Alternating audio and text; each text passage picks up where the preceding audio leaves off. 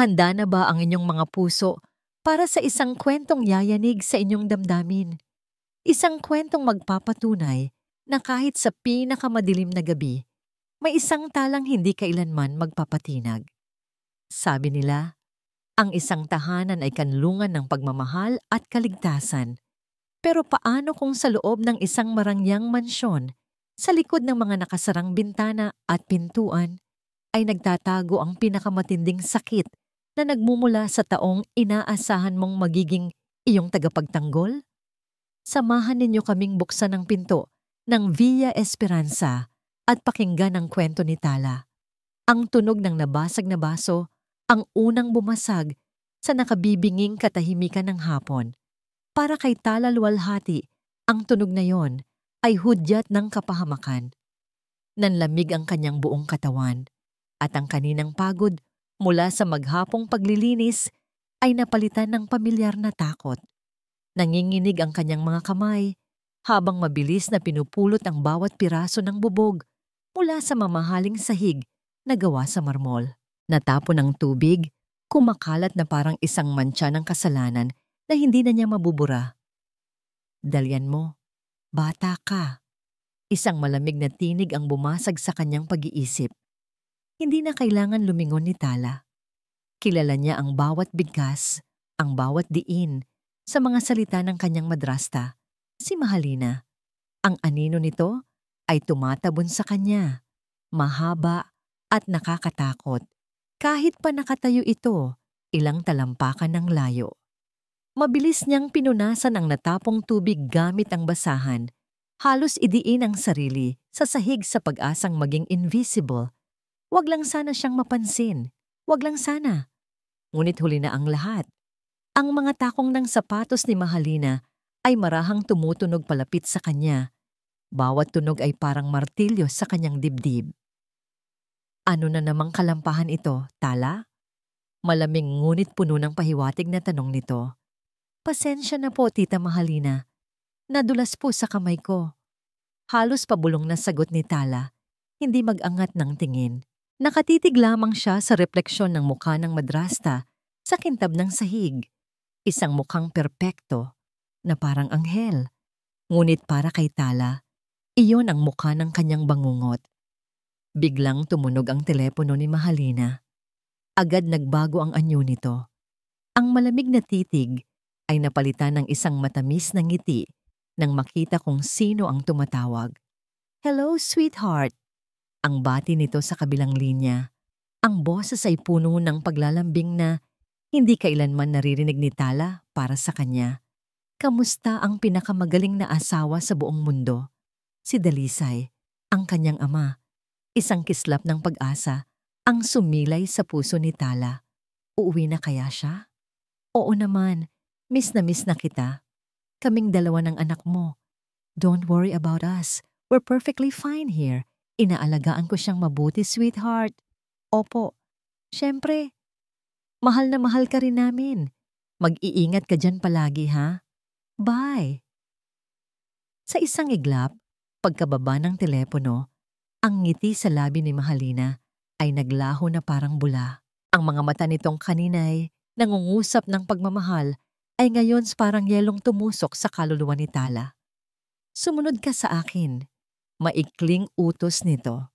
Walang tanong na sumunod si Tala. Ang bawat hakbang patungo sa madilim na bodega, sa likod ng kusina, ay parang isang paglalakbay patungo sa bitayan. Ito ang lugar kung saan walang nakakakita, walang nakakarinig. Ito ang kaharian ni Mahalina. Isang malakas na tulak ang nagpasubsob sa kanya sa loob ng bodega. Ang amoy ng alikabok at mga lumang gamit ay sumalubong sa kanya. Hindi ka ba talaga natututo? Gigil na sabi ni Mahalina. Isinasara ang pinto sa likuran nila. Alam mo ba kung magkano ang isang basong ganyan? Pero ano nga bang alam ng isang batang walang silbi na katulad mo? Palibhasa, manang-mana ka, sa ina mong walang ginawa, kundi maging pabigat. Bawat salita ay parang suntok na tumama sa puso ni Tala. Mas masakit pa sa sampal, mas masakit pa sa sabunot, ang pag-alipusta sa alaala ng kanyang ina ang pinakamatinding parusa sa lahat. Alam mo, ikaw ang dahilan kung bakit laging wala ang ama mo. Patuloy pa nito, ang boses ay parang ahas na pumupulupot sa kanyang leeg. Nakikita ka pa lang niya. Naaalala niya ang pagkakamali niya. Kaya't nararapat lang sa'yo ang lahat ng ito.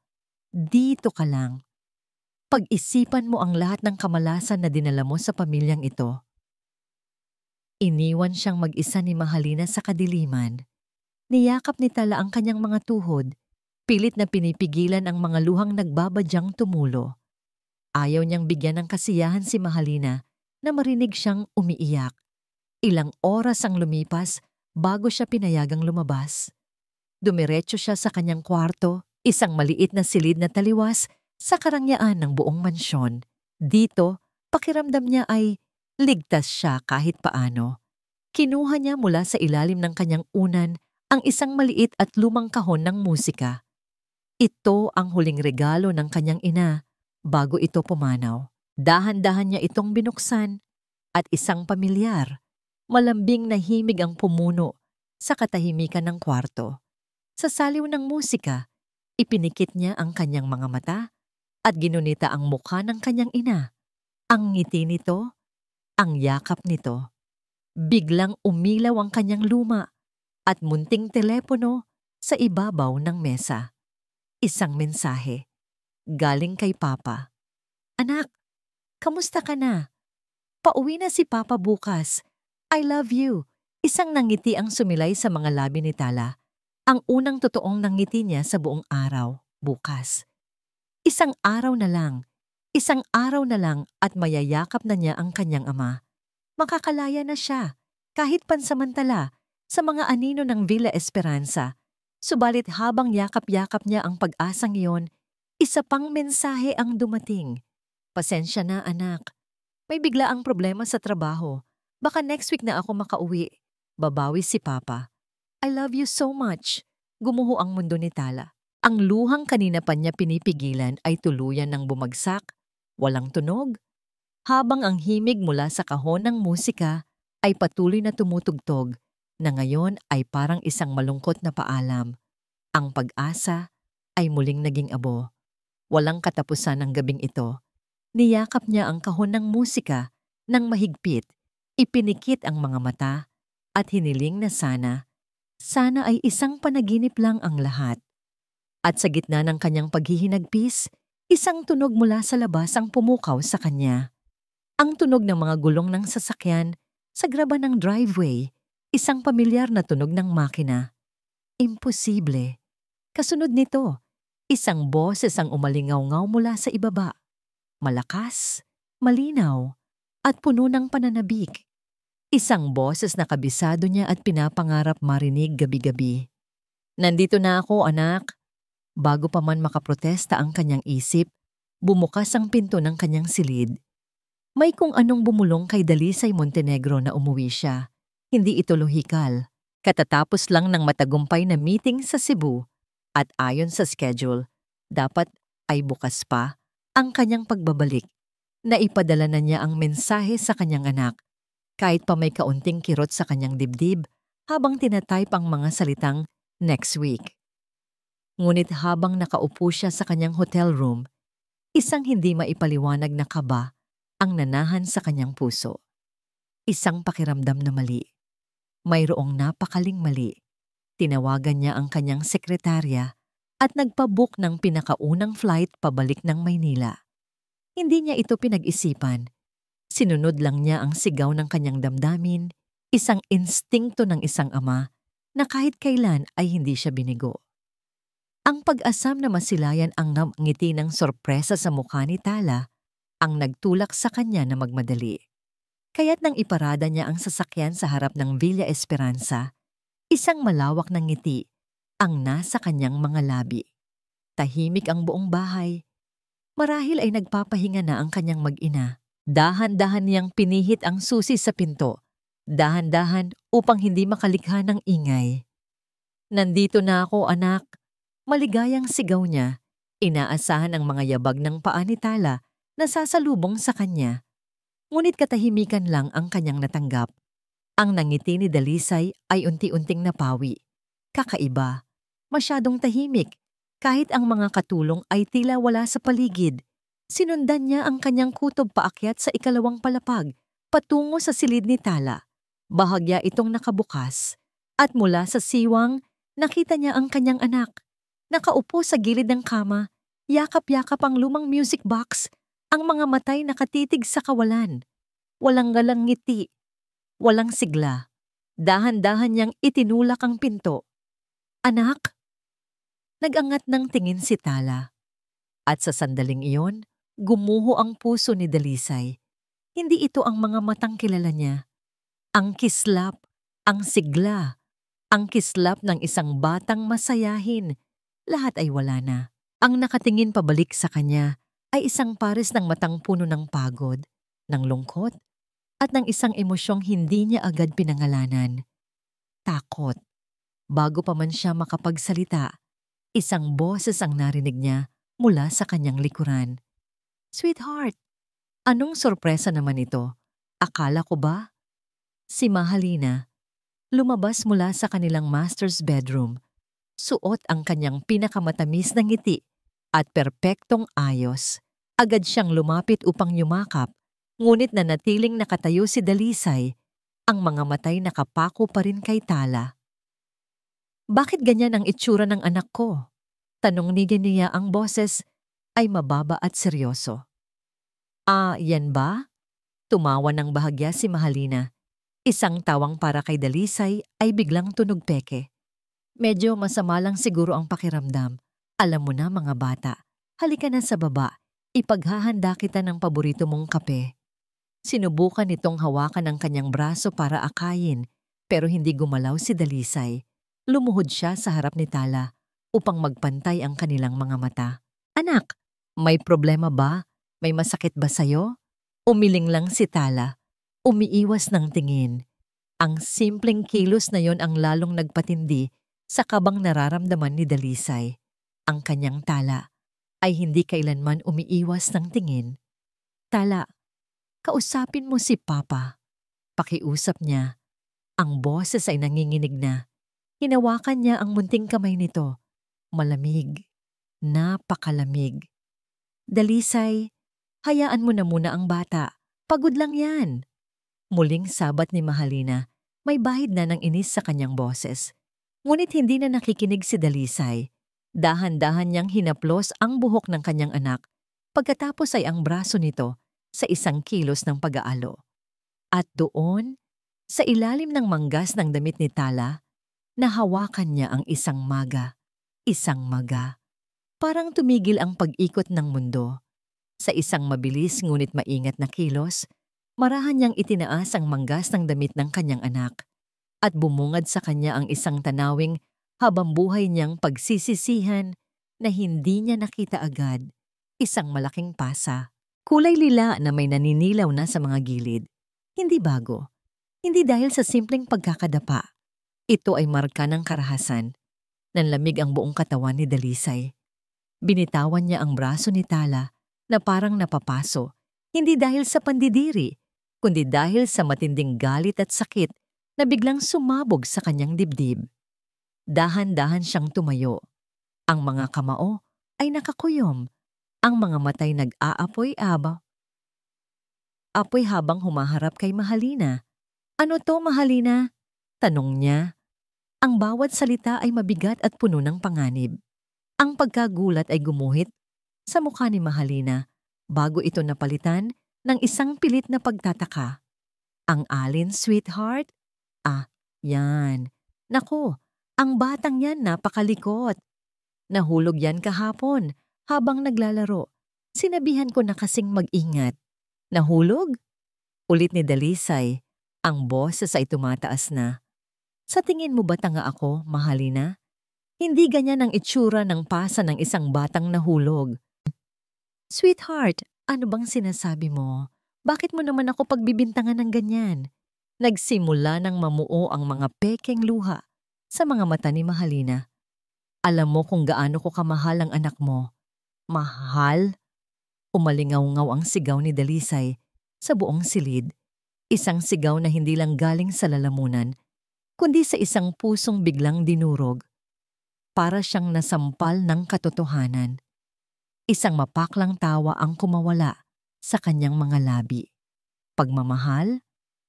Yan ba ang tawag mo dito? Itinuro niya ang nanginginig na si Tala, na lalong napayukod sa isang sulok, tila nais maging bahagi ng pader para lang makatakas sa sitwasyon. Tingnan mo ang anak ko, Mahalina. Tingnan mo ang takot sa mga mata niya. Hindi iyan takot ng isang batang nadapa lang. Takot yan sa'yo. Ang bawat piraso ng ebidensya ay biglang nagkabit-kabit sa isipan ni Dalisay.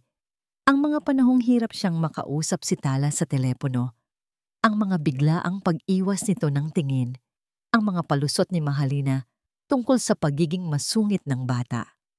Ang lahat ng kasinungalingan ay isa-isang bumagsak.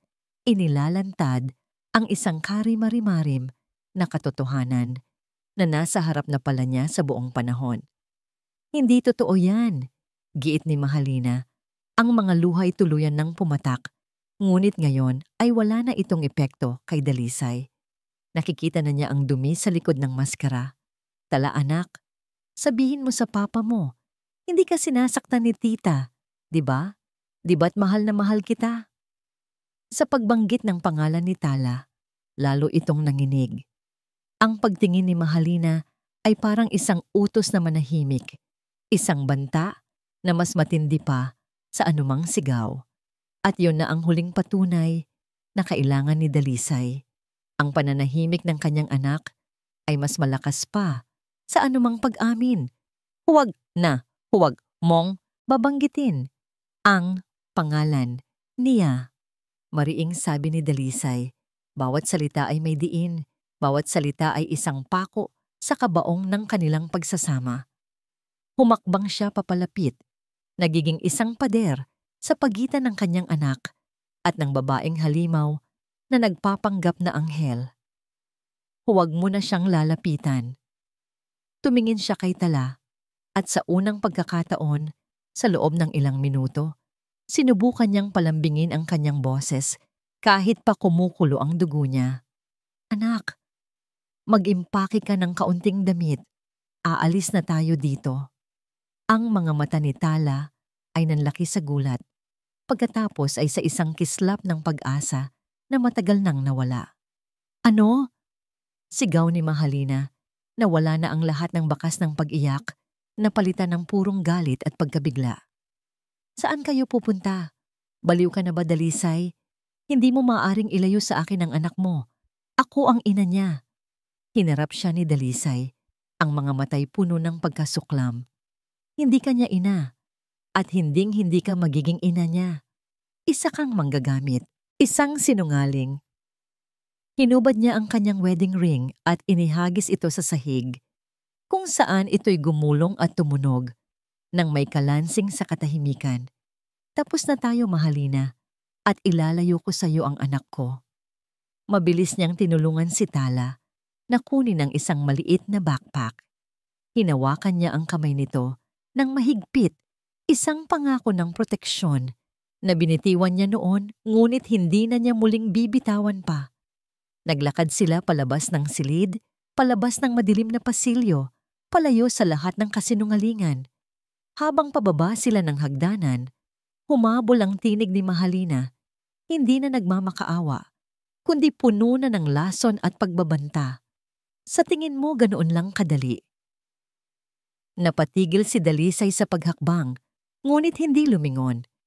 Narinig niya ang mga yabag nito papalapit sa tuktok ng hagdan.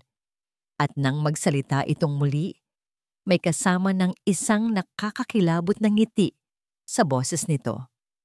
Magkikita tayo sa korte, Dalisay, at sisiguraduhin kong ako ang paniniwalaan nila. Ang biyahe palayo sa Villa Esperanza ay balot sa isang mabigat na katahimikan.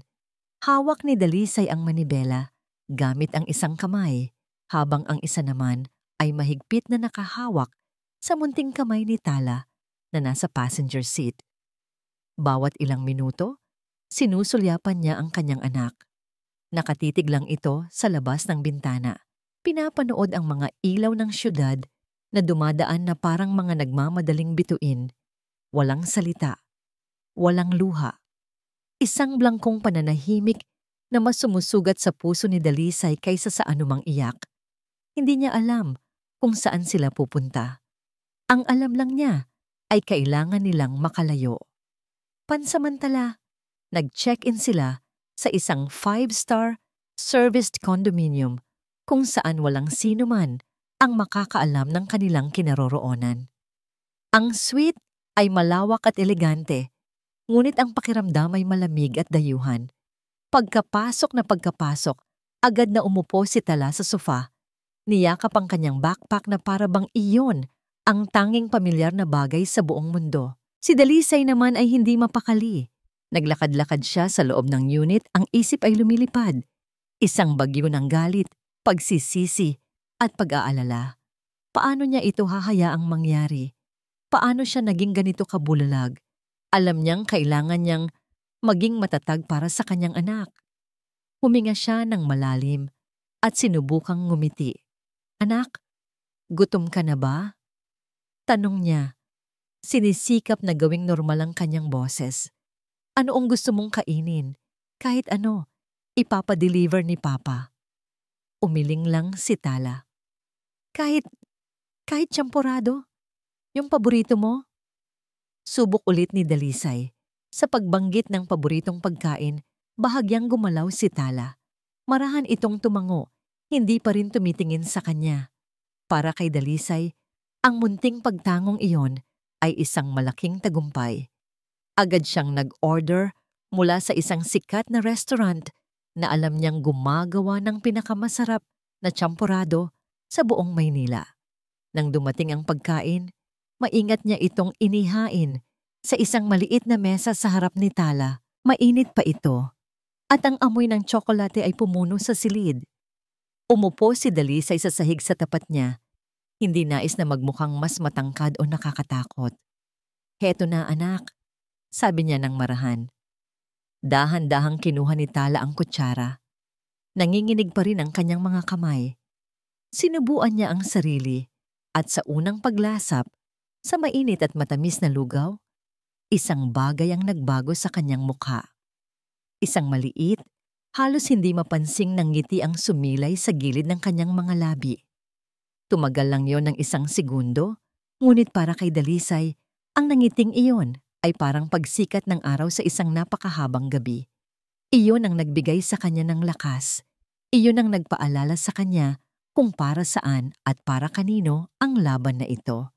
Habang tahimik na kumakain si Tala, lumayo muna si Dalisay at tinawagan ang kanyang pinagkakatiwalaang abogado, si Attorney DeMarco. Dalisay, napatawag ka? Akala ko nasa Cebu ka pa, bati ng abogado. I need you, Marco. I need you now, diretsong sabi ni Dalisay.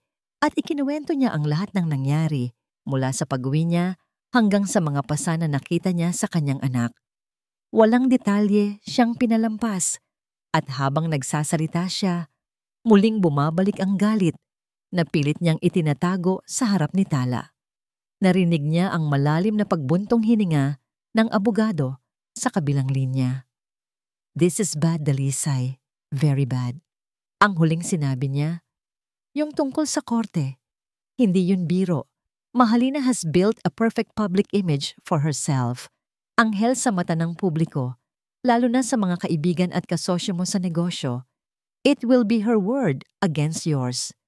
Pero may ebidensya ako, ang mga pasa ni Tala, giit ni Dalisay, which she can easily dismiss as a result of child's play, something she already did, right?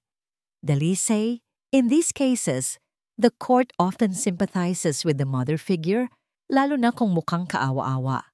We need more than just bruises. We need a solid case. Seryosong paliwanag ni DeMarco. For now, ang pinakamahalaga ay ang kaligtasan ninyo ni Tala. Huwag kayong babalik sa villa. Dalhin mo si Tala sa isang child psychologist bukas na bukas din. We need a professional assessment of her mental and emotional state. At Dalisay, maghanda ka. This is going to be a dirty fight. Pagkababa ng telepono, napasuntok si Dalisay sa pader. Pilit na pinipigilan ng isang sigaw ng pagkadismaya. Isang maruming laban. At sa gitna nito ay ang kanyang anak. Naupo siya sa isang silya, hinilot ang kanyang sentido at kinuha ang kanyang telepono. Balak na i-check ang kanyang mga email, ngunit isang notifikasyon mula sa isang sikat na news portal ang unang bumungad sa kanya. Ang headline ay parang isang sampal. Mogul na asawa, nagwala, asawa nag-aalala para sa kaligtasan ng stepdaughter. Nanginginig ang kanyang mga kamay habang binubuksan ang artikulo. Naroon ang isang larawan ni Mahalina, ang mukhay bakas ang pag-aalala. Kuha marahil sa labas ng kanilang bahay kanina lang. Ang artikulo ay puno ng mga pahayag mula sa isang anonymous source na malapit sa pamilya. Inilarawan nito si Dalisay bilang isang negosyanteng laging wala sa bahay na may biglaang pagsabog ng galit. Si Mahalina naman ay ang mapagmahal na madrasta na ginagawa ang lahat para mapalapit sa bata. Ngunit ngayon ay natatakot dahil sa marahas na pag-alis ni Dalisay kasama si Tala. Walang binanggit na pasa, walang binanggit na pang-aabuso. Ito ay isang perpektong pagbaluktot sa katotohanan. Isang obra maestra ng panloloko. Hayop ka, Mahalina. Pabulong na mura ni Dalisay. Ngayon niya naintindihan. Hindi lang ito laban sa korte. Ito ay isang digmaan sa opinyon ng publiko. At si Mahalina ay nagpaputok na ng unang kanyon. Bumalik ang tingin niya kay Tala na nakatulog na pala sa sofa. Ang mangkok ng tsampurado ay halos ubos na. Ang payapang mukha nito sa pagtulog ay isang matinding paalala ng lahat ng nakataya. Kinuha niya ang isang kumot at maingat na ikinumot sa kanyang anak. Pagkatapos ay kinuha niya ang kanyang pitaka. Mula sa isang nakatagong bulsa, inilabas niya ang isang luma at kupas ng larawan. Ang larawan ng kanyang yumaong asawa, ang ina ni Tala, si Lira. Ang ngiti nito sa litrato ay tila tumatagos sa kanyang kaluluwa. "Patawarin mo ako, Lira," bulong niya sa larawan. Ang mga luha ng pagsisisi ay nagsimula ng mamuo sa kanyang mga mata. Nabigo ako. Nabigo akong protektahan ang ating anak. Hinayaan kong pumasok ang isang ahas sa ating tahanan. Sa buhay niya, hinalikan niya ang larawan. Pero ipinapangako ko sa'yo, hinding-hindi na muling mangyayari yun. Ibibigay ko ang lahat. Ibubuwis ko ang lahat. Hindi ako mabibigo sa pangalawang pagkakataon. Itinabi niya ang larawan at tumayo. Ang kanyang determinasyon ay mas matibay pa kaysa dati. Hindi na mahalaga ang pera, ang kumpanya, o ang pangalan niya. Ang tanging mahalaga ay ang kinabukasan ni Tala. Biglang tumunog muli ang kanyang telepono. Si Attorney DeMarco. "Dalisay?" Bungad nito. Ang boses ay masapurahan na ngayon. Mabilis siya. Napakabilis niya. "Anong ibig mong sabihin?" tanong ni Dalisay. "Kaka-receive ko lang ng notice. Mahalina and her brother, Silas Ramos, have officially filed a petition for sole custody. Ang mga akusasyon, child endangerment, emotional abuse, at attempted physical violence laban sa kanya. Nakakuha na rin sila ng temporary protection order laban sa'yo." Ang bagong mundo ni Tala ay binubuo ng mga pader na hindi pamilyar at mga mukhang hindi niya kilala. Ang kondominium na tinitirhan nila ng kanyang ama ay malinis at ligtas. Ngunit para sa kanya, ito'y isang hawla na gawa sa salamin. Nakikita niya ang mundo sa labas, ngunit pakiramdam niya'y hindi siya bahagi nito. Isang umaga, dinala siya ng kanyang ama sa isang silid na puno ng mga laruan at maliliwanag na unan. May isang babaeng nakangiti sa kanya roon. Si Dr. Reyes. Mabait ang kanyang mga mata at malumanay ang kanyang boses, ngunit sanay na si Tala sa mga ngiting nagtatago ng panganib. "Kumusta ka, Tala?" tanong ng doktora. Hindi sumagot si Tala. Umupo lang siya sa isang maliit na upuan at niyakap ang kanyang mga binti. Tinitingnan niya ang lahat, ang mga libro sa estante, ang mga drawing sa pader, ang paraan ng paghinga ng doktora, naghahanap ng anumang senyales ng panganib. Gusto mo bang mag-drawing? Alok ni Dr. Reyes, inilapag ang isang blangkong papel at isang kahon ng Crayola sa mesang nasa pagitan nila. Iyon lang ang tanging bagay na pumukaw sa kanyang atensyon. Walang salitang kinuha niya ang itim na Crayola. At sa puting papel, gumuhit siya ng isang malaking bahay na walang pinto. Ang mga bintana ay may rehas na bakal. Sa itaas nito, gumuhit siya ng isang makapal at maitim na ulap na nagbubuhos ng malakas na ulan. At sa loob ng isa sa mga bintana, gumuhit siya ng isang napakaliit na figura ng isang batang babae, halos isang tuldok lamang sa kadiliman. Hindi na nagsalita pa ang doktora. Tinitigan lang nito ang kanyang drawing nang may pag-unawa na hindi kailangan ng salita. Sa loob ng isang oras, nanatili silang ganoon. Si Tala ay gumuguhit ng mundo niyang walang kulay at ang doktora ay tahimik na nagmamasid, nagbibigay sa kanya ng espasyong matagal nang ipinagkait sa kanya. Ang mga gabi ang pinakamahirap. Doon, sa kadiliman, bumabalik ang mga anino ng Villa Esperanza. Isang gabi, nagising siyang humihingal. Ang dibdib ay sumisikip. Sa kanyang panaginip, nasa loob na naman siya ng bodega. Naririnig niya ang malamig na boses ni Mahalina, paulit-ulit na sinasabing kasalanan niya ang lahat. Walang kang silbi, pabigat ka lang, manang-mana ka sa ina mo. Ang amoy ng alikabok ay parang totoo. Ang kadiliman ay parang totoong lumalamon sa kanya. Tita, parang awa niyo na.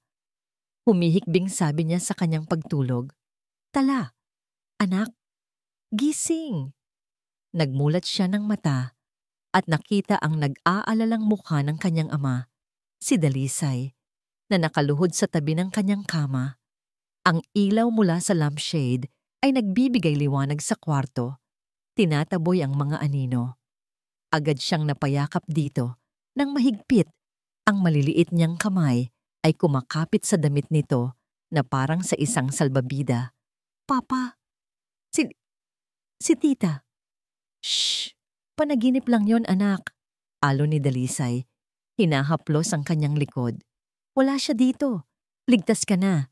Hindi ka na niya masasaktan. Pangako yan ni Papa. Pinaniwalaan niya iyon. Gusto niyang paniwalaan yon. Ngunit kinabukasan, habang naghahanda ng almusal ang kanyang ama, napansin niya ang tablet nito na naiwan sa sofa. Dahil sa pagkainip, kinuha niya ito. Balak na maglaro. Ngunit ang nakabukas sa screen ay isang news article. Hindi niya naintindihan ang lahat ng salita, ngunit nabasa niya ang mga komento sa ibaba. Ang mga mata niya ay naakit sa isa. Kawawang bata, ginagamit lang ng ama para sa simpatiya. Baka nga totoo yung sinasabi ng madrasta. Kitang-kita naman sa mga pictures mukhang anghel si Mrs. Montenegro. Anghel. Tinawag nilang anghel si Mahalina. At siya, ginagamit lang. Biglang nanikip ang kanyang dibdib.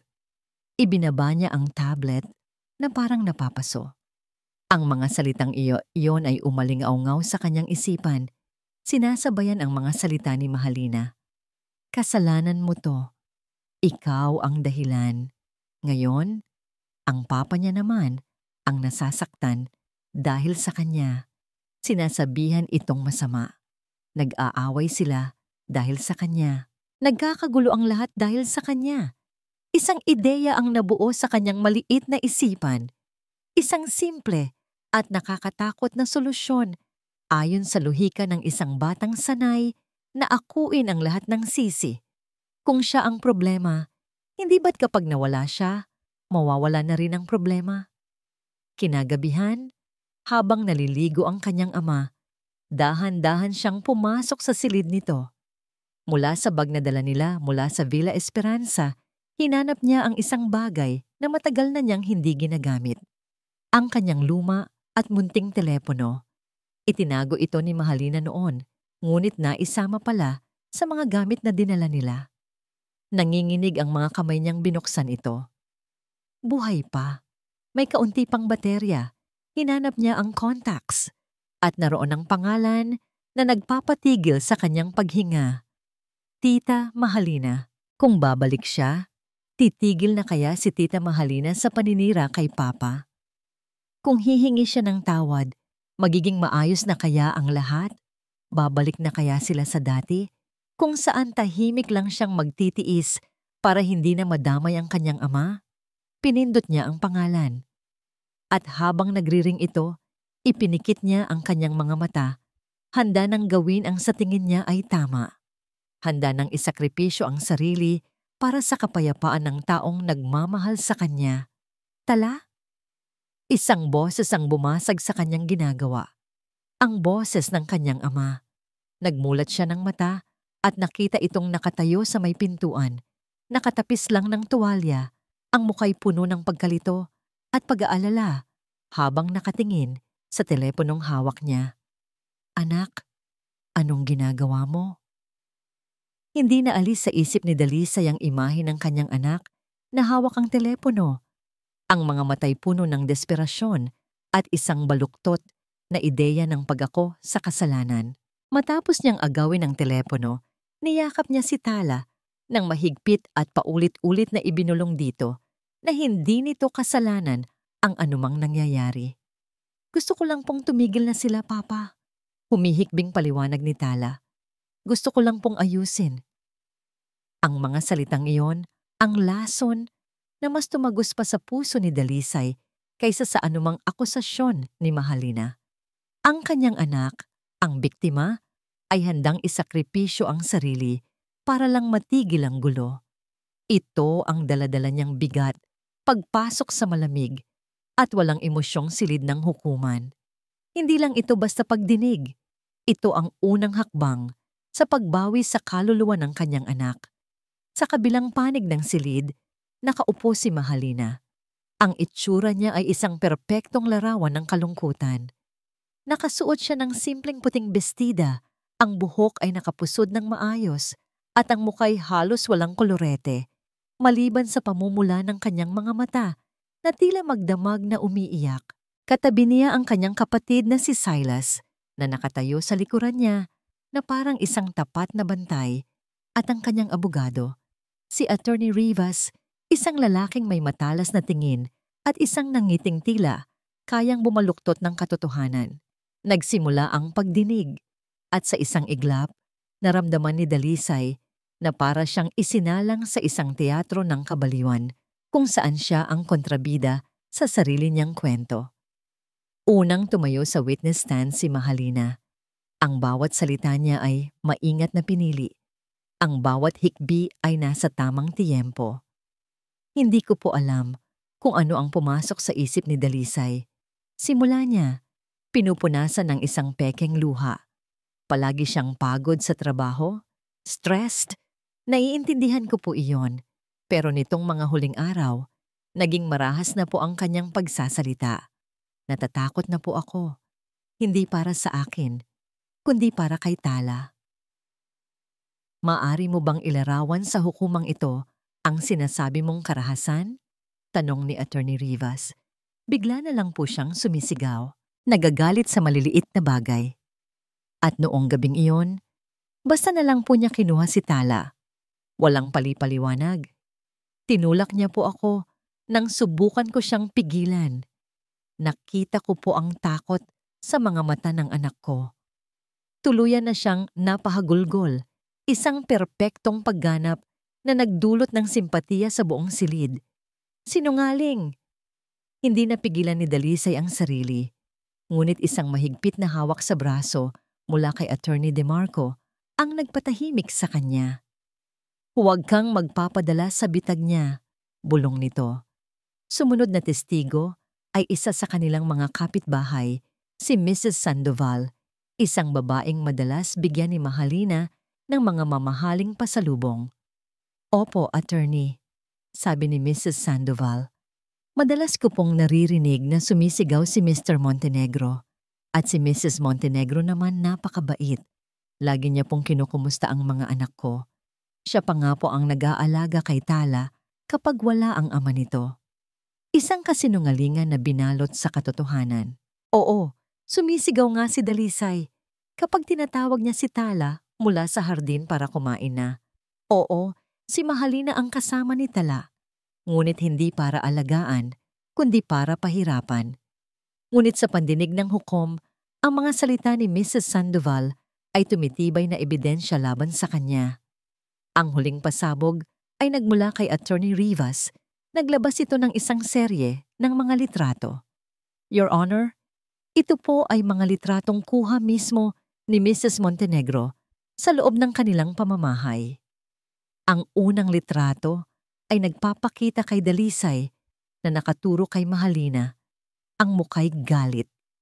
Ang hindi alam ng korte, ang litratong yon ay kuha habang masaya silang nag-aasaran tungkol sa isang laro sa TV, ngunit sa anggulo at sa timing, mukha itong isang akto ng agresyon. Ang pangalawang litrato ay nagpapakita sa kanya na tila sinisigawan si Tala. Ang totoo, iyon ay kuha habang tinutulungan niya itong mag-aral at siya'y nagpapaliwanag ng may diin. Ngunit sa litrato, mukha siyang isang halimaw. Bawat litrato ay isang patalim na itinarak sa kanyang reputasyon. Naramdaman ni Dalisay na nauubusan siya ng hininga. Ang katotohanang alam niya ay unti-unting natatabunan ng isang bundok ng mga perpektong kasinungalingan. Nakita niya ang pagbabago sa ekspresyon ng hukom. Mula sa pagiging neutral, ito'y naging pag-aalala at pagkatapos ay pagkunot ng noo. Isang pagkunot ng noo na nakadirekta sa kanya. Ang laso ng pagdududa ay kumakalat na at siya, kasama ang kanyang simpleng katotohanan, ay walang kalaban-laban. Sa pagtatapos ng kanilang presentasyon, tumayo si Attorney Rivas para sa kanyang huling hirit. Your Honor, sabi nito nang may solemne at puno ng pag-aalalang boses. Ang tanging hangad po ng aking kliyente ay ang kapakanan ng bata. Malinaw po na si Tala ay naiipit sa isang sitwasyong hindi niya naiintindihan. Siya po ay biktima ng emotional distress na dulot ng biglaang pagbabago ng ugali ng kanyang ama. Huminto ito. Tinitiyak na nakukuha niya ang atensyon ng lahat. Kaya't, para po sa psychological stability ng bata at bilang unang hakbang sa kanyang paggaling, buong kababaang loob po naming hinihiling sa korte na payagan si Mrs. Montenegro na makasama si Tala sa isang pribadong pag-uusap kahit isang oras lang po upang maiparamdam niya sa bata na hindi siya nag-iisa at na mayroon pa rin siyang ina na nagmamahal sa kanya. Parang isang bombang sumabog ang mga salitang iyon sa pandinig ni Dalisay. Isang pribadong pag-uusap. Ibibigay nila ang kanyang anak pabalik sa kamay ng halimaw na sumira dito. Isang bitag, isang perpektong bitag. Napatingin siya sa hukom. Ang hukom ay hindi agad sumagot. Tinitimbang nito ang kahilingan. Ang mukhay, seryoso. Tumingin ito kay Mahalina na ngayon ay nakatingin sa sahig na parang isang santo at pagkatapos ay tumingin sa kanya. At sa sandaling iyon, naramdaman ni Dalisay ang tunay na kawalan ng pag-asa dahil sa mga mata ng hukom, ang kahilingan ay hindi tunog bitag. Ito ay tunog makatwiran. 10. I will take it under advisement. Ang mga salita ng hukom ay parang isang mabagal na lason na kumalat sa sistema ni Dalisay. Hindi ito hindi, ngunit hindi rin ito oo. Isa itong pagbitin sa kawalan, isang pagpapalawig sa kanyang agonya. Ang ideya pa lang na maaaring mapag-isa ni Mahalina si Tala, kahit sa isang saglit, ay sapat na para sugnurin niya ang babae. Ngunit alam niyang iyon mismo ang gusto nitong mangyari. Ang isang marahas na kilos mula sa kanya, ang magiging huling pako sa kanyang kabaong. Nang matapos ang pagdinig, pakiramdam ni Dalisay ay para siyang binugbog. Tinalo siya hindi ng katotohanan, kundi ng isang mas magandang kwento. Habang papalabas sila ng silid, nakita niya ang matagumpay na ngiti sa mga labi ni Attorney Rivas at ang isang panandaliang malamig na titig mula kay Mahalina, isang titig na nagsasabing, "Panalo na ako." Sa biyahe pabalik sa kondominium, hindi siya nagsalita. Ang ulan sa labas ay tila nakikidalamhati sa kanya. Bawat patak sa windshield ay parang isang luha ng kanyang kabiguan. Paano niya sasabihin kay Tala na may posibilidad na makita niyang muli ang babaeng kinatatakutan nito? Paano niya ipapaliwanag na ang sistema na dapat magpoprotekta sa kanila ay tila kumakampi pa sa kalaban? Pagdating sa kanilang unit, nadatnan niyang mahimbing na natutulog si Tala sa sofa. Yakap pa rin ang unan. Isang matandang kasambahay na pinagkakatiwalaan niya ang nagbabantay dito. Nagpasalamat siya at pinauwi na ito. Naiwan siyang mag-isa sa sala, pinagmamasdan ang kanyang natutulog na anak. Ang payapang mukha nito, ang sentro ng kanyang mundo. At ang mundong iyon ay unti-unti nang gumuho. Pakiramdam niya'y nabigo niya hindi lang si Tala, kundi pati na rin ang kanyang yumaong asawa, si Lyra. Dinala siya ng kanyang mga paa sa silid kung saan nakalagay ang iilang mga gamit na naisama nila mula sa Villa Esperanza. Hindi niya alam ang hinahanap niya. Siguro isang bagay na makakapitan, isang paalala ng mga panahong mas simple pa ang lahat. Binuksan niya ang isang kahon na naglalaman ng mga lumang litrato at ilang mga gamit ni Lyra na hindi niya kayang itapon. Mga alaala. Mga piraso ng isang buhay na masaya at buo. Habang hinahalungkat ang mga ito, napadako ang kanyang kamay sa isang bagay na pamilyar, ang lumang kahon ng musika ni Tala. Ang huling regalo ni Lyra, kinuha niya ito.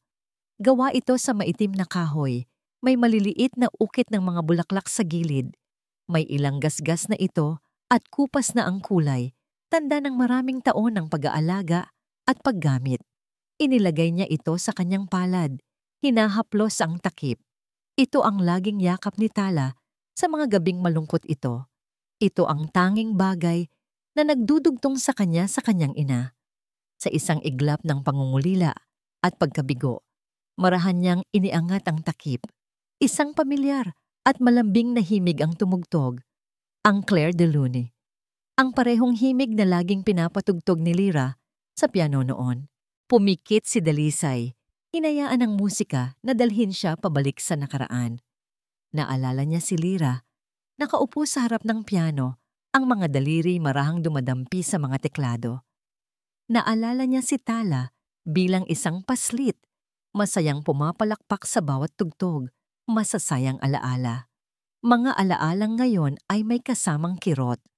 Sa sobrang bigat ng kanyang dibdib, hindi niya namalayan ang panginginig ng kanyang mga kamay. At sa isang kilos na hindi niya sinasadya, nadulas ang kahon ng musika mula sa kanyang pagkakahawak. Slow motion. Nakita niya itong bumabagsak. Sinubukan niyang abutin, ngunit huli na. Tumama ito sa matigas na sahig. Crack. Ang tunog ng nababasag na kahoy ay parang tunog ng kanyang nababasag na puso. Natigil ang musika. Napatitig siya sa mga piraso sa sahig. Basag. Katulad niya. Katulad ng kanilang buhay. Wala na. Tapos na ang lahat. Napaluhod siya. Handa nang damputin ang mga piraso ng kanilang nasirang nakaraan. Handa nang tuluyang sumuko sa sakit. Ngunit sa gitna ng mga nabaling kahoy, mga tornilyo, at ang maliit na mekanismo ng musika, isang bagay ang umagaw sa kanyang pansin. Isang bagay na hindi dapat nandoon. Isang maliit, itim na parisukat na may maliit na lente. Nakakabit dito ang isang manipis na wire na naputol dahil sa pagbagsak. Hindi ito bahagi ng mekanismo ng musika. Mukha itong moderno. Mukha itong isang microcamera. At sa tabi nito, isang mas maliit pang bagay, isang memory card. Nawala ang lahat ng pagod at pagkabigo sa katawan ni Dalisay. Napalitan ito ng matinding pagkalito at pagkatapos ay isang kuryenteng dumaloy sa kanyang buong sistema. Dahan-dahan na parang isang sagradong bagay Dinampot niya ang maliit na memory card. Nanginginig ang mga kamay. Tumakbo siya papunta sa kanyang laptop. Kinuha niya ang isang card reader mula sa kanyang bag at nanginginig na isinaksak ang munting card. Nagpapapang isang folder sa kanyang screen. Ang pangalan ng folder, "Para sa'yo, mahal." Binuksan niya ito. May isang video file sa loob. Ang pangalan ng file, "Pakinggan mo ito." Nagdalawang isip siya. Ano man ang nasa loob nito, alam niyang magbabago ito ng lahat. Huminga siya ng malalim. At pagkatapos, nag-double-click siya. Bumungad sa screen ang isang pamilyar na mukha. Ang mukha na pinapangarap niya gabi-gabi. Si Lyra, ang kanyang asawa. Maputla ito, mas payat, nakahiga sa isang kama sa ospital. Kuha ito ilang araw bago siya pumanaw. Ngumiti ito sa kamera, isang malungkot ngunit matapang na ngiti. At pagkatapos, nagsalita ito. Ang boses ay mahina, ngunit malinaw. Kung napapanood mo to, Dalisay, ibig sabihin, tama ang kutob ko. Nakatitig si Dalisay sa screen ng laptop, ngunit ang nakikita niya ay hindi lang isang video. Nakikita niya ang isang multo. Ang multo ng kanyang pinakamamahal na asawa, si Lyra, na tila binasag ang pader sa pagitan ng buhay at kamatayan para lang maghatid ng isang huling babala. Kung napapanood mo to, Dalisay, ibig sabihin, tama ang kutob ko. Ang boses ni Lyra ay mahina, dala ng karamdaman, ngunit ang tapang sa bawat salita ay hindi maikakaila. At natatakot ako. Natatakot ako para sa ating anak. Isang hikbi ang kumawala sa dibdib ni Dalisay. Ang sakit ng pangungulila ay humalo sa pagkalito. "Kilala mo ako, mahal," patuloy ni Lyra sa video. Isang mapait na ngiti ang gumuhit sa kanyang mga labi. Hindi ako selosang tao. Pero si Mahalina, may kakaiba sa kanya. Nakikita ko ang kislap sa mga mata niya tuwing tinitingnan niya ang mga bagay na mayroon tayo. Ang bahay, ang buhay, lalo na si Tala. Hindi yun simpleng paghanga, Dalisay. Iyon ay inggit. Isang malalim at mapanganib na inggit. Napahawak si Dalisay sa kanyang bibig. Ang mga salitang sinasabi ni Lyra ay ang eksaktong mga salitang ibinulong ng kanyang isipan noon, ngunit pilit niyang isinasantabi. Tinatatakan bilang pagiging praning lamang. "Kaya ginawa ko ito," sabi ni Lyra, at bahagyang gumalaw ang kamera na tila may itinuturo. "Pinalagyan ko ng voice-activated recording device ang kahon ng musika ni Tala, ang paborito niyang laruan, ang bagay na alam kong palagi niyang katabi. Itatago nito ang bawat pag-uusap na maririnig niya sa paligid. Siguro ay para akong nababaliw. Siguro ay mali ako. At dalangin ko sa Diyos na sana nga, mali ako. Pero kung tama ako..." Huminto si Lyra. Isang luha ang pumatak sa kanyang pisngi. "Kung tama ako, Dalisay, ipangako mo sa akin. Protektahan mo ang ating Tala. Siya ang buhay ko. Siya ang buhay mo. Huwag mong hahayaang sirain ang kadiliman ng kanyang liwanag. Mahal na mahal ko kayo." Natapos ang video. Nabalot ng katahimikan ng silid.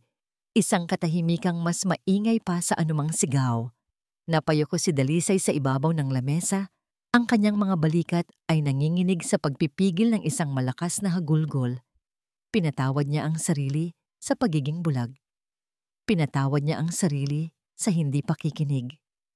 Ngunit alam niyang ang tunay na pagpapatawad ay makakamit lang kapag naibigay na niya ang hustisya. Nang imulat niyang muli ang kanyang mga mata, nakita niya ang isa pang folder sa memory card. Ang pangalan, MG Recordings.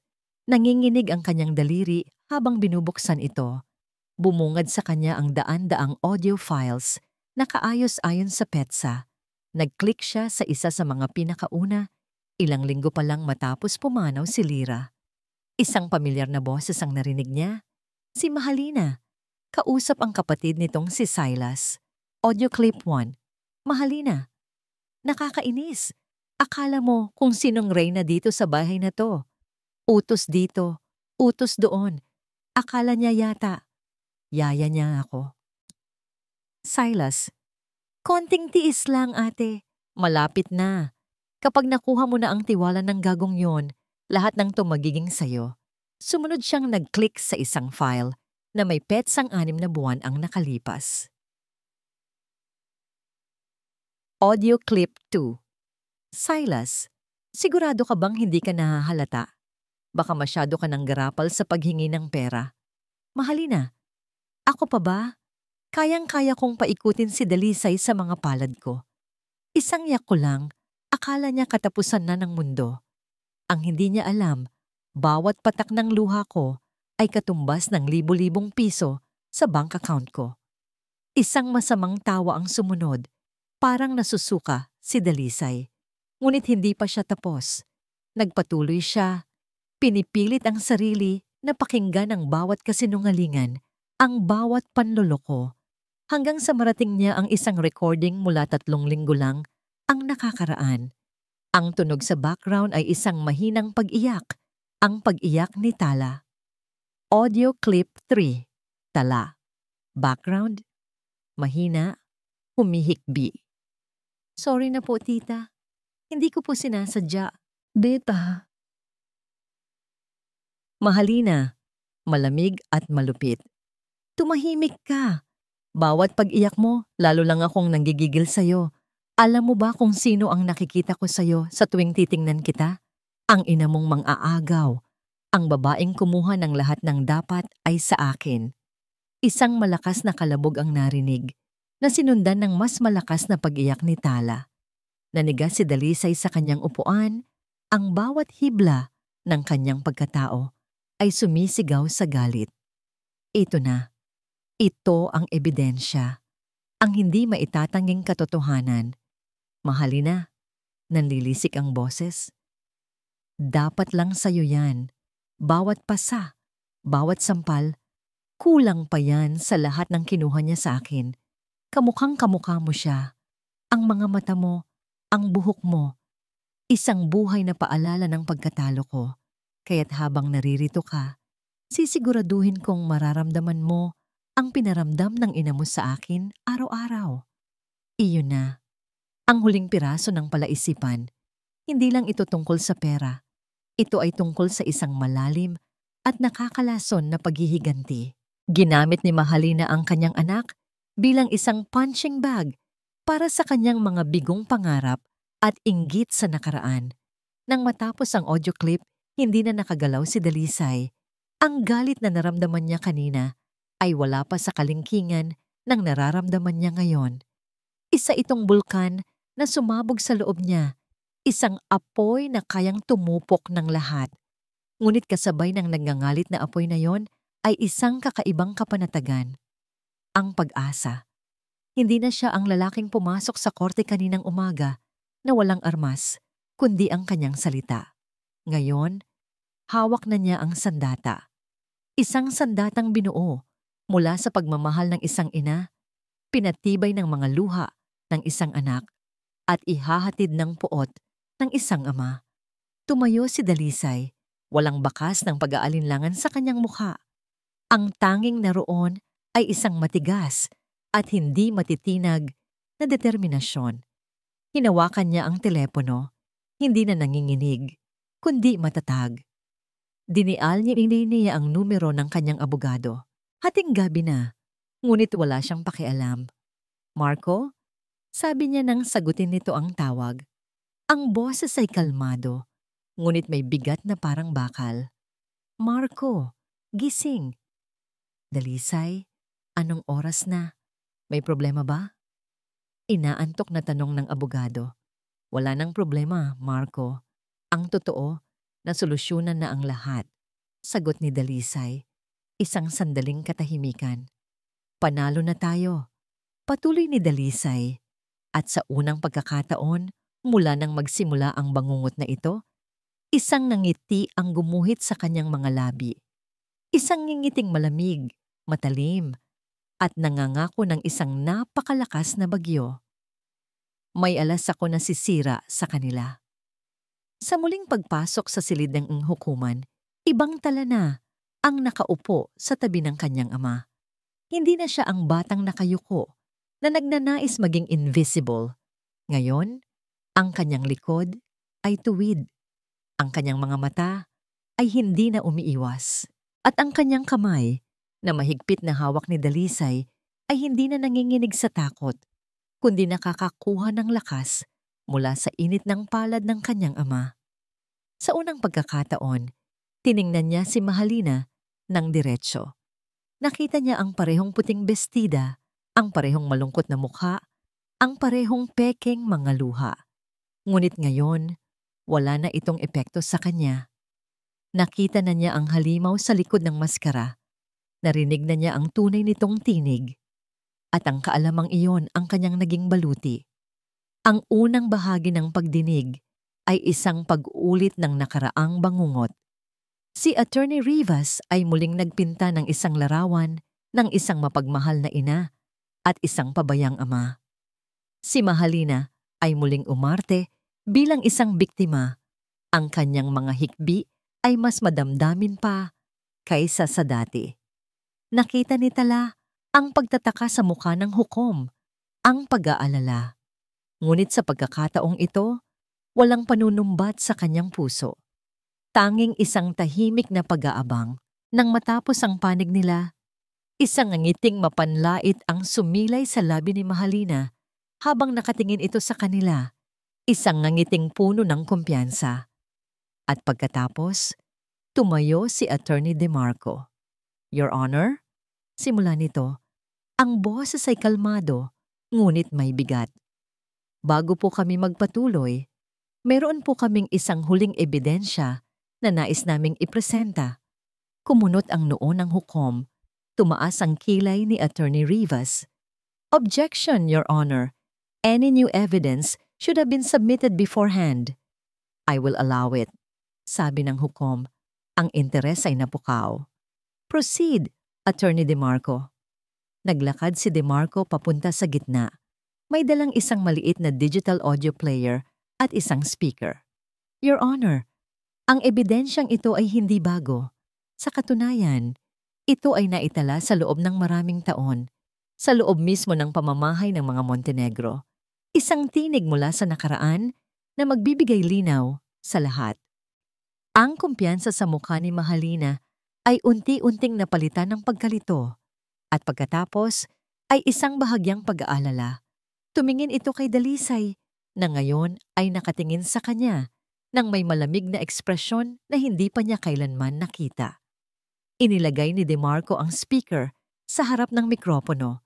Isang click, isang sandali ng katahimikan, at pagkatapos, isang boses ang pumuno sa buong silid. Ang boses ni Mahalina. Kayang-kaya kong paikutin si Dalisay sa mga palad ko. Isang yak ko lang, akala niya katapusan na ng mundo. Isang kolektibong paghinga ang narinig mula sa mga tao sa loob ng korte. Nanlaki ang mga mata ni Mahalina. That's fake! Pinagdugtong-dugtong lang niya. There's more, Your Honor, sabi ni DeMarco. At pinindot niya ulit ang play. Ang sumunod na narinig nila ay ang nagpabagsak sa buong mundo ni Mahalina. Ang mahinang pag-iyak ni Tala at ang malupit at walang awang boses ng kanyang madrasta. Tumahimik ka. Bawat pag-iyak mo, lalo lang akong nanggigigil sa'yo. Alam mo ba kung sino ang nakikita ko sa'yo sa tuwing titingnan kita? Ang ina mong mang-aagaw. Ang buong silid ay nabalot ng isang nakabibinging katahimikan. Ang hukom ay napatayo mula sa kanyang upuan. Ang mukha ay puno ng hindi makapaniwalang galit. Si Attorney Rivas ay napanganga. Walang masabi.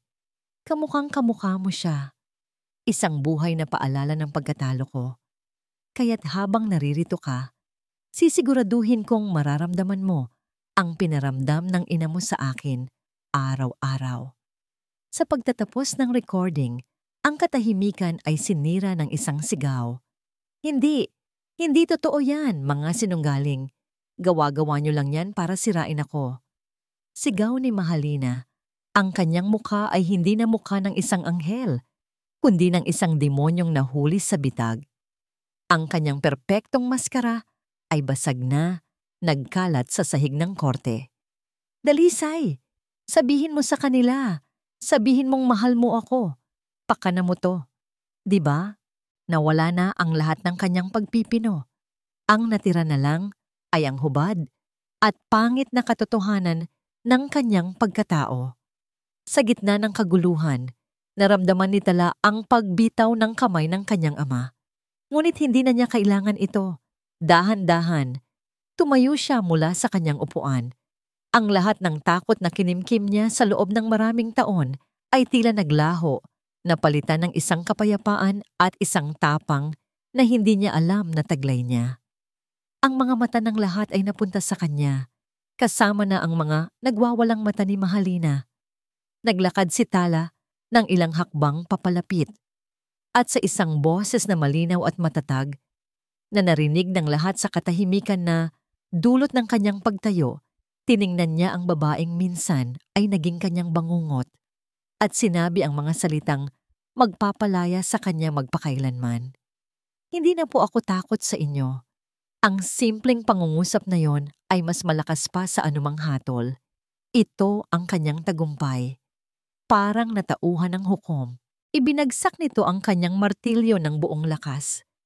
Order! Order in the court! Tumingin ito nang may nag-aapoy na galit kay Mahalina at sa kapatid nitong si Silas na ngayon ay namumutla sa isang sulok. Sheriff! Utos ng hukom.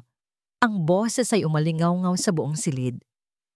Arrest Mrs. Mahalina Ramos and Mr. Silas Ramos for child abuse, perjury, and fraud. Now. 2 pulis ang agad na lumapit. Sinubukan pang pumalag ni Mahalina. Sumisigaw, nagwawala, ngunit huli na ang lahat. Ang malamig na bakal ng posas ay isinara sa kanyang mga pulsuhan. Habang hinihila siya palabas, ang huling nakita ni Tala ay ang mukha ng purong pagkatalo. At sa sandaling iyon, naramdaman ni Tala ang 2 malakas na bisig na yumakap sa kanya mula sa likuran, ang kanyang ama. Niyakap niya ito pabalik, isinubsob ang kanyang mukha sa dibdib nito. At sa unang pagkakataon, sa napakatagal na panahon, huminga siya ng maluwag. Tapos na ang bagyo. Ang unang ginawa ni Dalisay matapos ang pagdinig ay ang pagbebenta ng Villa Esperanza. Ang bawat sulok ng marangyang bahay na yon ay nabahiran na ng masasakit na alaala at alam niyang hindi kailanman tunay na gagaling si Tala hanggat may anino pa ng nakaraan na bumabalot sa kanila. Ibinenta niya ito sa mas mababang halaga, hindi na mahalaga ang pera. Ang tanging mahalaga ay ang makapagsimula sila muli. Naglakbay sila ng ilang oras palayo sa magulo at maingay na syudad. Ang patutunguhan nila ay isang lugar na matagal ng pag-aari ng kanilang pamilya, ngunit bihirang bisitahin, isang bahay na yari sa kahoy sa tabi ng isang malawak at payapang lawa. Ang pangalan ng lawa, ayon sa mga lokal, ay Lawa ng Payapa, isang pangalang tila isang pangako. Nang unang bumaba si Dalisay at Tala mula sa sasakyan, isang sariwang hangin ang sumalubong sa kanila. May amoy ng mga puno ng pino at ng basang lupa. Ang tanging maririnig ay ang huni ng mga ibon at ang marahang paghampas ng tubig sa dalampasigan. Malayo ito sa ingay ng mga sirena at sa bigat ng katahimikan sa loob ng mansyon. Nandito na tayo, anak, sabi ni Dalisay. Inilalagay ang kanyang kamay sa balikat ni Tala. Sa unang pagkakataon, nakita niya ang isang tunay na kislap ng pagkamangha sa mga mata ng kanyang anak. Tumingin ito sa paligid, sa mga matatayog na puno, sa asul na lawa na kumikinang sa ilalim ng sikat ng araw. Isang maliit na paraiso. Ang bahay ay simple lang, hindi ito mansyon. Mayroon itong malawak na beranda na nakaharap sa lawa, isang sala na may chimenea at 2 silid na may malalaking bintana na nagpapapasok sa liwanag ng araw.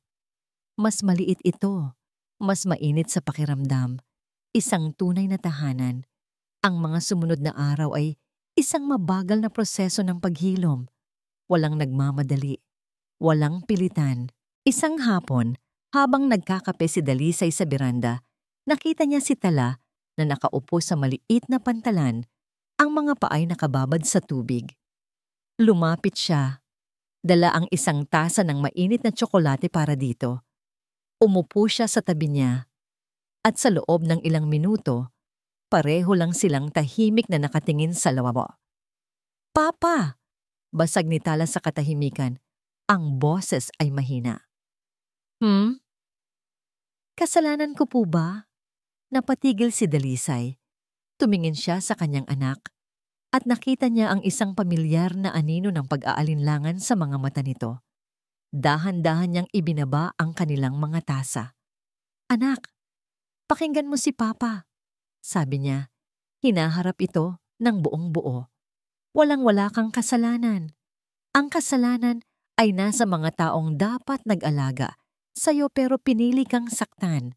At may kasalanan din ako." Isang luha ang pumatak mula sa mata ni Dalisay.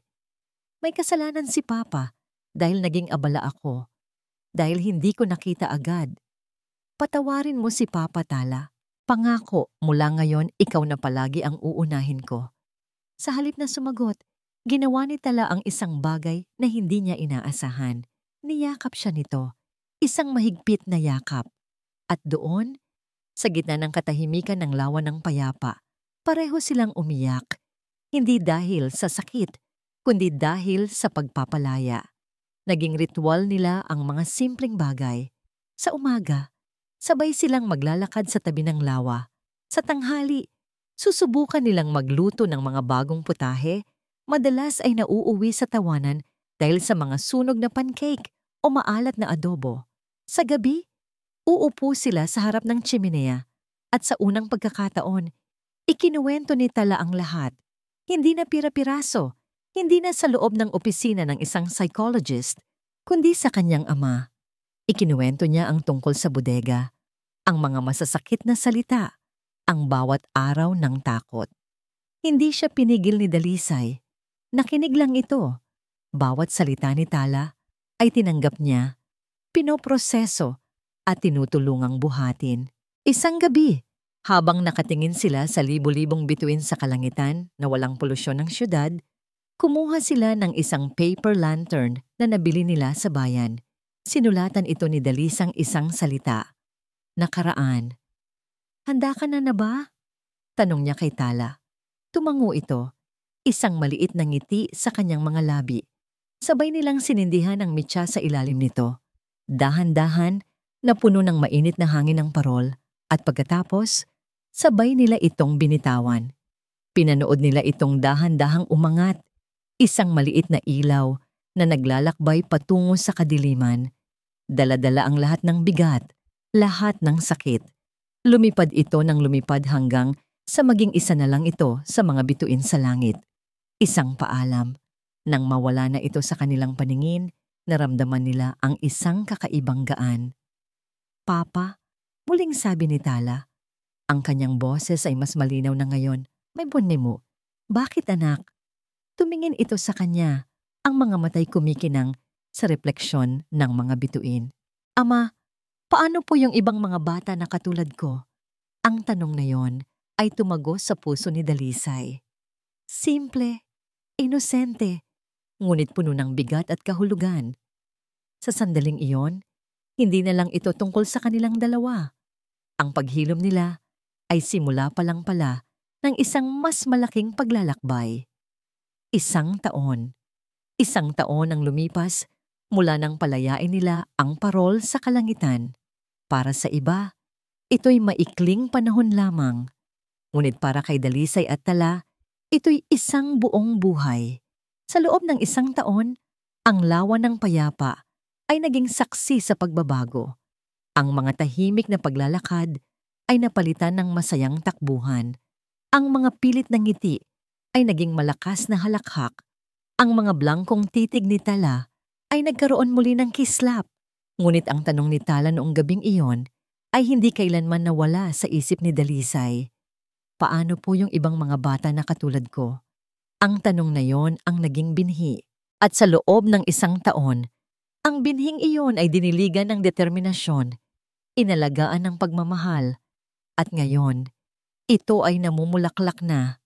Ibinenta ni Dalisay ang karamihan sa kanyang shares sa kumpanyang matagal niyang itinatag. Ipinagkatiwala niya ang pamamahala sa mga taong pinagkakatiwalaan niya, sapagkat natagpuan na niya ang isang mas mahalagang investment, ang malawak na lupain sa paligid ng kanilang bahay sa tabi ng lawa ay hindi na isang bakanteng lote.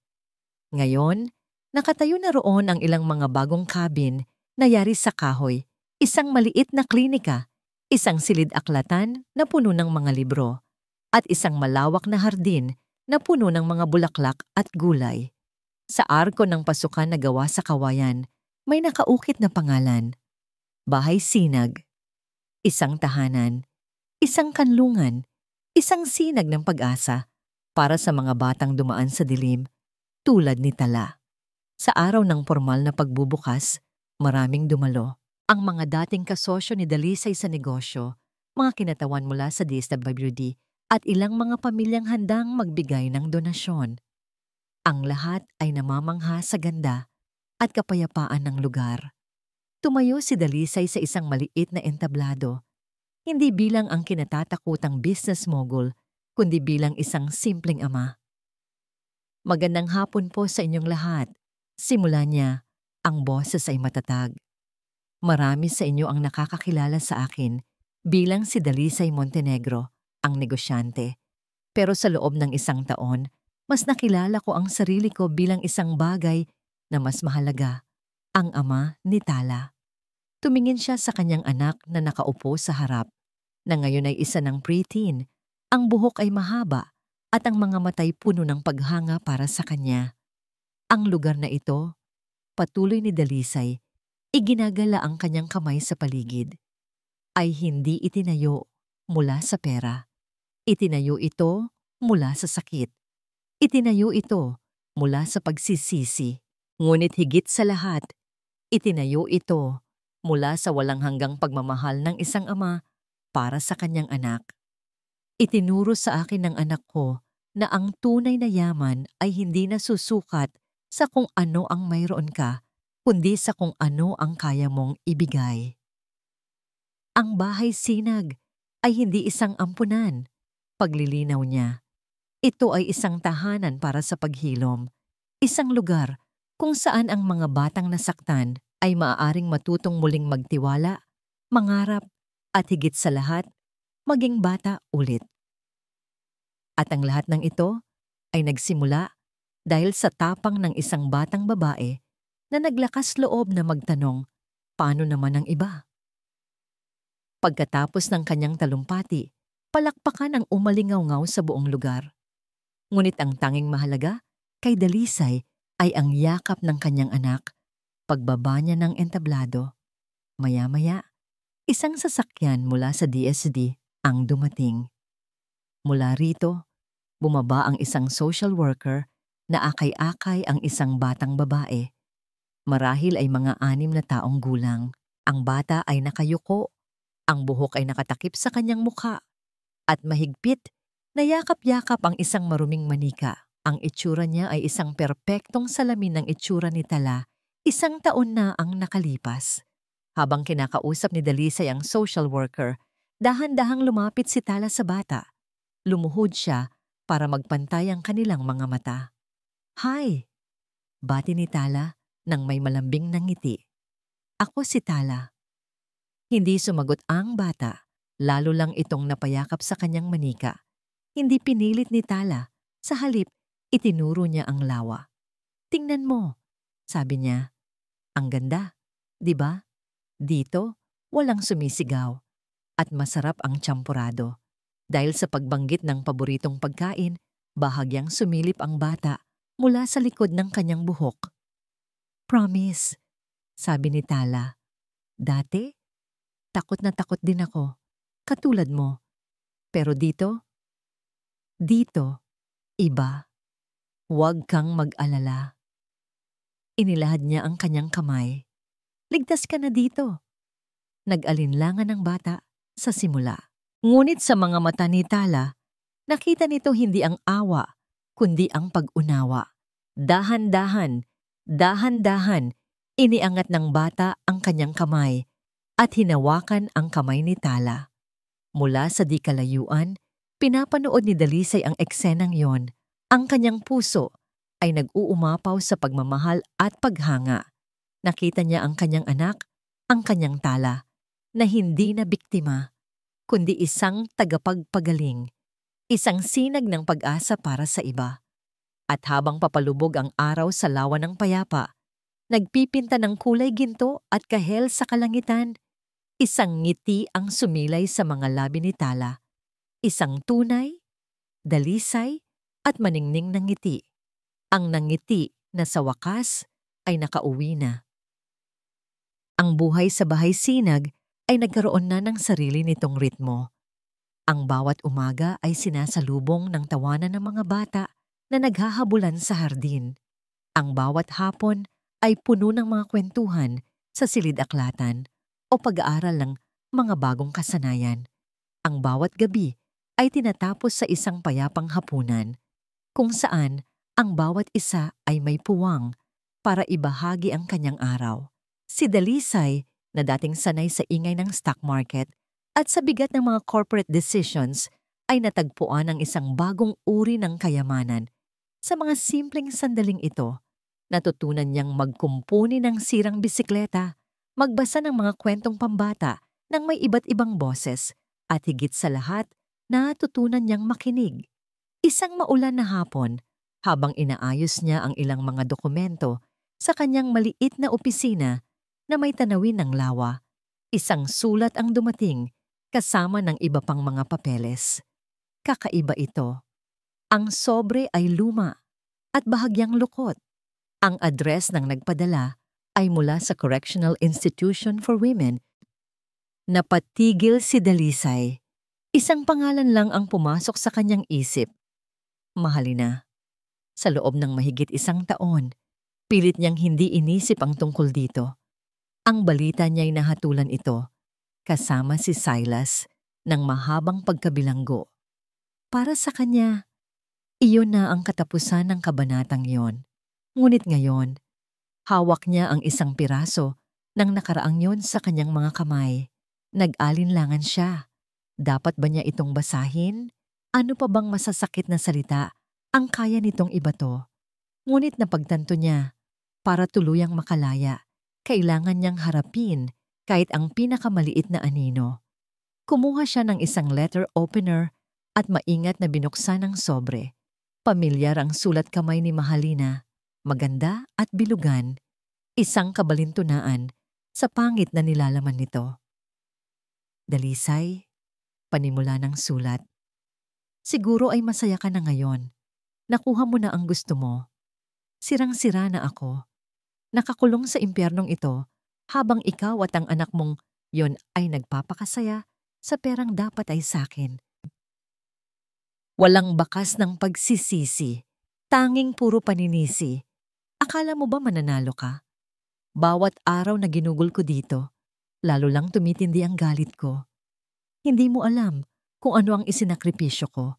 Hindi mo alam kung gaano kasakit ang laging maging pangalawa lang. Laging anino lang ng perpekto mong asawa. At ang anak mo, ang buhay na paalala ng lahat ng yon. Huminto sa pagbabasa si Dalisay, hindi na siya nakakaramdam ng galit. Sa halip, isang malalim na awa ang kanyang naramdaman. Isang awa para sa isang kaluluwang sobrang puno ng galit at inggit na hindi na nito makita ang sarili nitong mga pagkakamali. Balang araw, makakalaya din ako. At sa araw na yon, sisiguraduhin kong mararamdaman ninyo ang sakit na nararamdaman ko ngayon. Tandaan mo yan, Dalisay. Hindi pa tayo tapos. Ibinaba ni Dalisay ang sulat. Inaasahan niyang makakaramdam siya ng takot o kahit man lang bahagyang kaba. Ngunit wala. Ang mga salita ni Mahalina ay mga banta mula sa isang mundong hindi na niya kinabibilangan. Mga ungol mula sa dilim na hindi na kayang abutin ang liwanag na kanilang natagpuan. Hindi siya sumagot sa sulat. Hindi niya ito itinago. Sa halip, tumayo siya at naglakad papunta sa chimenea kung saan may maliit na apoy na nagbibigay init sa malamig na hapon.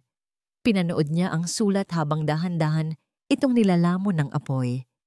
Ang mga salitang puno ng lason ay naging abo. Ang mga banta ay naging usok. Ang huling sinulid na nag-uugnay sa kanya sa masakit na nakaraan ay tuluyan ng naputol. Habang nakatitig siya sa apoy, isang pares ng maliliit na braso ang yumakap sa kanya mula sa likuran. Si Tala. "Okay lang po kayo, Papa?" Tanong nito. Ang boses ay puno ng pag-aalala. Siguro'y napansin nito ang seryosong ekspresyon sa kanyang mukha. Humarap si Dalisay at ngumiti. Isang tunay at payapang nangiti. Hinaplos niya ang buhok nito. "Oo, anak. Okay na okay si Papa." Tumingin siya sa labas ng bintana. Tumila na ang ulan. Isang bahaghari ang dahan-dahang nabubuo sa ibabaw ng lawa ng payapa. Sa hardin, nakita niya ang mga bata mula sa bahay sinag na nagsisimula ng maglabasan para maglaro. Ang kanilang mga tawanan ay umaabot hanggang sa loob ng bahay. Si Tala ay nakatingin din sa kanila. Isang ngiti rin ang sumilay sa kanyang mga labi. Ito na ang mundo nila ngayon. Isang mundong puno ng pag-asa, paghilom, at mga bahaghari pagkatapos ng ulan. At sa mundong ito, wala nang puwang para sa mga sulat mula sa dilim. 5 taon. 5 taon mula nang buksan ng bahay sinag. Ang lugar ay mas lalong yumabong. Ang mga dating cabin ay nadagdagan pa. Ang hardin ay mas lalong lumago. Nagbibigay ng sariwang ani para sa lahat. Ngunit ang pinakamalaking pagbabago ay makikita sa mga mukha ng mga batang nakatira dito. Ang mga dating blangkong mata ay puno na ngayon ng mga pangarap. Ang mga dating tahimik na bibig ay puno na ng mga kwento at tawanan. Sa isang malaking pagtitipon para sa anibersaryo at fundraising event ng Bahay Sinag, ang sentro ng entablado ay hindi si Dalisay Montenegro. Ito ay isang magandang dalagita na may mahabang buhok at mga matang kumikinang sa ilalim ng mga ilaw. Ang kanyang tindig ay puno ng kumpiyansa. Ngunit ang kanyang ngiti ay nanatiling mapagkumbaba at totoo. Si Talalwalhati, nakatayo siya sa harap ng daan-daang tao, mga donor, mga social worker, mga pamilya, at ang kanyang sariling pamilya sa bahay sinag. Hawak niya ang mikropono, ang kanyang puso ay kalmado. "Magandang gabi po." Panimula niya, ang kanyang boses ay malinaw at matatag. Umaalingaw-ngaw sa buong hall. Marami po ang nagtatanong sa akin kung ano daw po ang pakiramdam na maging isang survivor. Huminto siya sandali. Hinahayaan ang salitang iyon na namnamin ng mga nakikinig. Sa loob po ng mahabang panahon, ayaw ko po sa salitang yan. Dahil kapag naririnig ko po niyan, ang naaalala ko ay ang bodega, ang dilim, ang takot. Isang mabilis na alaala ang dumaan sa kanyang isipan. Isang flashback ng isang maliit na batang umiiyak sa dilim. Ngunit hindi na ito masakit. Isa na lang itong peklat na nagpapaalala sa kanya kung gaano na siya kalayo. Pero dito po sa bahay sinag, patuloy niya, isang ngingisang ngiti ang sumilay sa kanyang mga labi. Natutunan ko po ang tunay na kahulugan ng salitang yan. Ang pagiging isang survivor ay hindi po tungkol sa pagkalimot sa sakit ng nakaraan. Ito po ay tungkol sa pagpili na huwag hayaan ang sakit na yon na magdikta kung sino ka sa kasalukuyan. Tumingin siya sa direksyon ng kanyang ama na nakaupo sa harap na hilera. Ang mga mata ni Dalisay ay puno ng luha, ngunit ang mga yon ay luha ng walang kapantay na pagmamalaki. Nginitian siya ni Tala. Ang mga peklat po natin, pisikal man o emosyonal, ay hindi po simbolo ng kahinaan. Ang mga ito po ay mapa. Mapa na nagpapakita kung saan tayo nasaktan at kung paano tayo naghilom. Ang bahay sinag po ang nagturo sa akin na ang pinakamalakas na kapangyarihan ay hindi ang hindi masaktan, kundi ang kakayahang gamitin ang sarili mong mga peklat para tulungang maghilom ang sugat ng iba. Iginagala niya ang kanyang paningin sa mga bata mula sa bahay sinag na nakaupo sa harap, masayang kumakaway sa kanya. Nariyan si Ana, ang batang dumating na yakap-yakap ang maruming manika, na ngayon ay isa ng mahusay na pintor. Nariyan si Marco, na dating hindi nagsasalita, na ngayon ay ang pinakamagaling na storyteller sa kanilang lahat. Ang bahay sinag po ay hindi lang isang pundasyon, ito po ay isang pamana, sabi ni Tala. Isang pamana na nagsimula sa isang sirang kahon ng musika, sa isang pagmamahal ng isang ina na lumagpas sa kamatayan, at sa isang katapangan ng isang ama na handang isuko ang lahat para sa kanyang anak. Ito po ang pamana ng pag-ibig. Bawat isa po sa atin ay may kakayahang mag-iwan ng ganyang pamana. Pagtatapos niya, ang kanyang boses ay puno ng pananabik at pag-asa. Sa bawat pagtulong, sa bawat pakikinig, sa bawat pagpapakita ng kabutihan, nag-iiwan tayo ng sinag ng pag-asa sa mundo ng iba. Ang kailangan lang po nating gawin ay magsimula. At ito, ngumiti siya, isang ngiting puno ng liwanag. Ito ay simula pa lamang. Isang nakabibinging palakpakan ng pumuno. Sa buong hall, tumayo ang lahat. Nagbibigay pugay sa dalagang nagbigay inspirasyon sa kanila. Habang papalapit siya sa kanyang ama para sa isang mahigpit na yakap, alam ni Tala sa kanyang puso na ang kanyang kwento ay hindi na tungkol sa isang batang babae na biktima ng isang malupit na madrasta. Ang kanyang kwento ay kwento na ngayon ng isang bituin, isang tala, na natagpuan ang sarili nitong liwanag sa gitna ng dilim, at ngayon ay nagbibigay tanglaw sa daan para sa iba pang nawawala. At dito nagtatapos ang kwento ni Natala at Dalisay. Mga minamahal kong tagapakinig, isang taos-pusong pasasalamat. Maraming salamat sa inyong walang sawang pagsama sa amin sa bawat kabanata, sa bawat pagpatak ng luha, at sa bawat pagsilay ng pag-asa. Isang karangalan ang ibahagi sa inyo ang kwentong ito. Habang isinusulat ko ang bawat salita, naging bahagi rin kayo ng paglalakbay. Kasama ninyo akong nakaramdam ng galit sa kawalang katarungan, ng kirot sa bawat higbi ni Tala, at ng nag-uumapaw na pagmamahal sa puso ni Dalisay. Hindi ninyo kami iniwan, at ang inyong pakikinig ang nagsilbing ilaw na gumabay sa akin upang tapusin ang kanilang salaysay. Ang kwento ni Natala at Dalisay ay higit pa sa isang salaysay. Ito ay isang paalala na ang pag-ibig sa pinakadalisay nitong anyo ay may kakayahang maghilom ng pinakamalalim na sugat. Isang paalala na ang pagpapatawad ay hindi lamang para sa iba, kundi para rin sa ating mga sarili, upang tuluyan na tayong makalaya sa bigat ng nakaraan. At higit sa lahat, isa itong paalala na ang pag-asa ay laging naririyan, na ang ating mga peklat ay hindi simbolo ng kahinaan, bagkus ay tanda ng ating katatagan. Ngayon, nais ko namang marinig ang tinig mula sa inyo. Ano po ang pinakapumatak sa inyong puso? Anong aral ang inyong babaunin mula sa kwento ng ating mga bida? Ibahagi niyo po ang inyong mga saloobin sa comment section sa ibaba.